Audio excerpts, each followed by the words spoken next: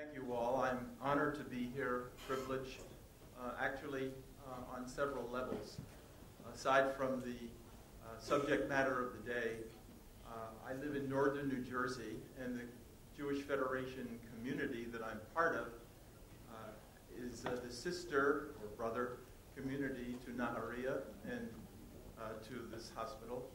And it's a wonderful opportunity for me to again be here. I had visited some years ago and subsequently a few other times, and I met then Dr. Shasha, Professor Shasha, more recently Professor Barhum, and there are so many of you that I could thank personally, but you would rather hear, I think, some of the substance of what I'm going to say. I must, however, give a special thank you to Dr. Norman Lover and his wife Bess for hosting me so graciously and kindly, and to all of you. Thank you for putting this day together. Now, as I said, I live in northern New Jersey in a town called Ridgewood, and the block that I live on, the area that I live on, which is quite elevated, one walks perhaps 100 or 150 meters away from where I live, and one is at an elevated position that is about 15 miles away from the Manhattan skyline. So literally, just a short walk from my home on a pleasant day with no clouds and clear sky, one can see the Manhattan skyline. Those of you who are familiar with the skyline, we can actually see the peaks of the George Washington Bridge and then gaze across and see buildings and the Empire State Building, and then farther down until September 11th, we could see the World Trade Center towers. One of the searing memories, and all of you, I'm sure, as all of us in the United States and others in the world, have the memories of that day and what you were doing and what you were thinking, and as you just heard from a couple, from Denny Lauer and from Professor Barhum, that we remember that day. We remember because it is so powerfully seared from personal experiences, certainly in Israel, more than in many other locations as well. But for me, the lasting and most sad image was not what happened that day, but as I would see in subsequent days, the second, third, and fourth, running for almost 5 days, a line of dark smoke, it seemed, way, way, way off in the distance, probably 15 miles away. That'd be about 25 kilometers, I guess. The smoke, every day, thick, but every day becoming thinner and weaker. And by the end of a week, that was the end. So the towers, yes, they fell within a matter of a couple of hours from the time of the attacks on September 11th, 10 years ago. But their lasting remnants and that image of a slow, declining disappearance of even a semblance of where they had been is a powerful memory for me, and the sadness of it. So let me get into more details about what we'll be talking about today with you. And if I click the right buttons, we should be able to advance this. This is not going to be the usual type of medical or preparedness or health discussion. It's going to be quite varied.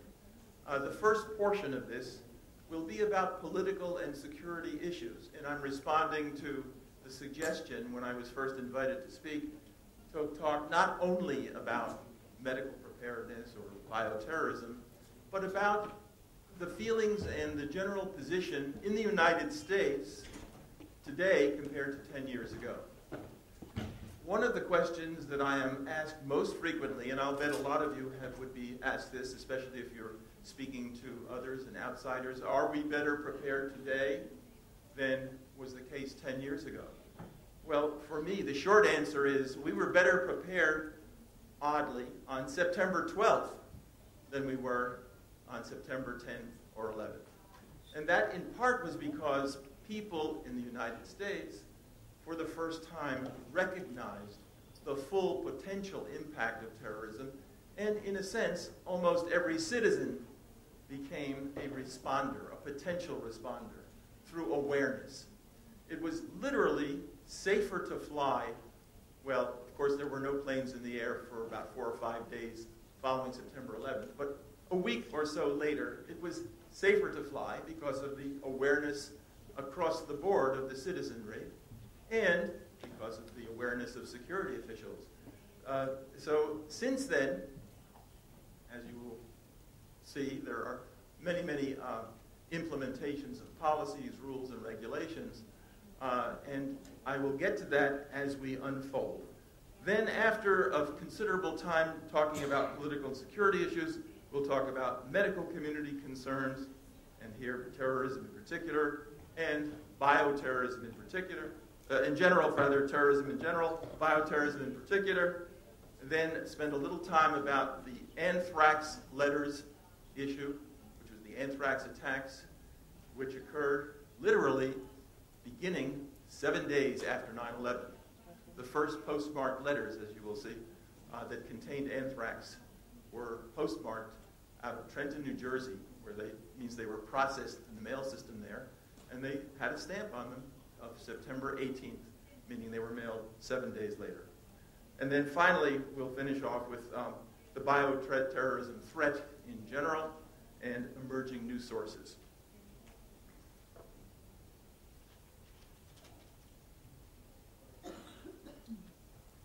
So again, talking in general, we go back to the week following the attacks on September 11th, and President George W. Bush made a presentation to the Congress and to the nation, actually, and he spoke of the war on terror, or sometimes the war on terrorism. Our war on terror begins with Al-Qaeda, he said, but it does not end there. Any nation that continues to harbor or support terrorism will be regarded by the United States as a hostile regime. It was then, in effect, that he first used the term war on terror, which has continued and also has created some kind of dissension about what does it mean to have a war on terror. Some people say it's only, you don't fight terror, you fight the individuals or the groups or even the countries that are behind the terrorism. However, there was no question raised at that point. The United States, unlike today and unlike through much of the past several decades, was not terribly united after the first several months or a year. Nevertheless, there have been, and I think Danny Lauer mentioned briefly, that he wishes that you had the kind of funding here as in the United States. Yes, a lot of money, a lot of effort was put into trying to help prevent and prepare for any future events. And that was by way of federal, state, and local preparedness programs. More people became aware, more people would get involved with even drills or exercises who were not necessarily part of the normal preparedness community. For example, in several American schools, public schools, for the first time, children, while not being frightened into preparedness, went through exercises and drills that at some levels would have given them a better rehearsal in case there was a real event. That was more so some years ago and has fallen off since. But in the meantime, new agencies and regulations and laws were implemented. There was the creation of the Department of Homeland Security.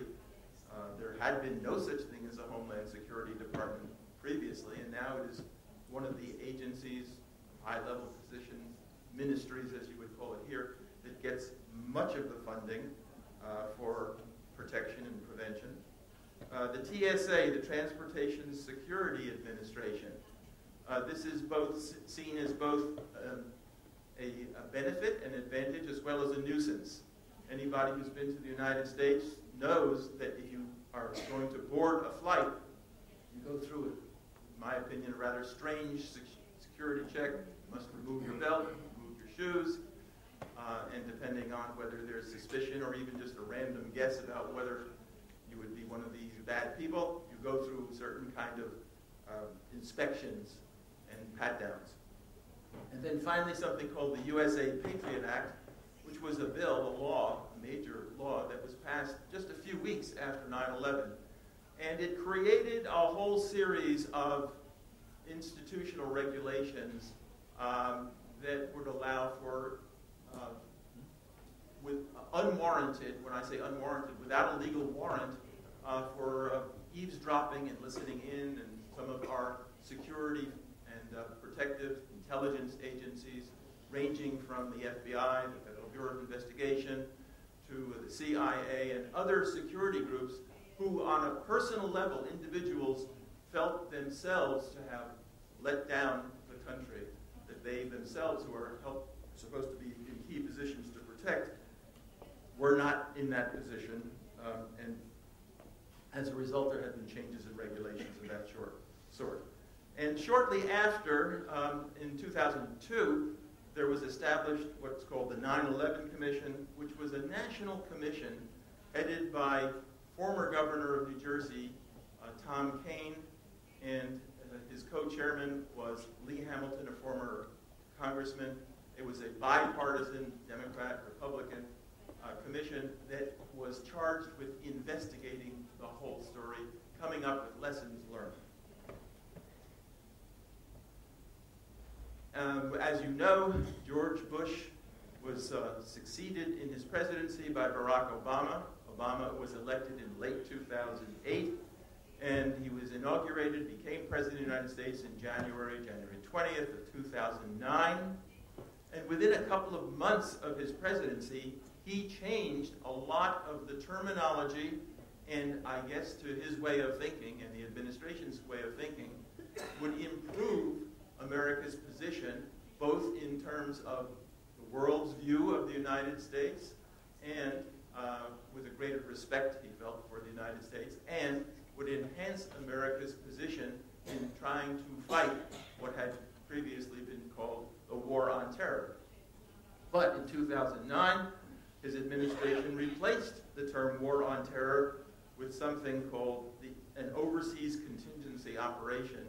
And I frankly say, with a little wry humor, I have never heard anybody, however, since then use the term. We are really in a death fight against an operation, an overseas contingency operation.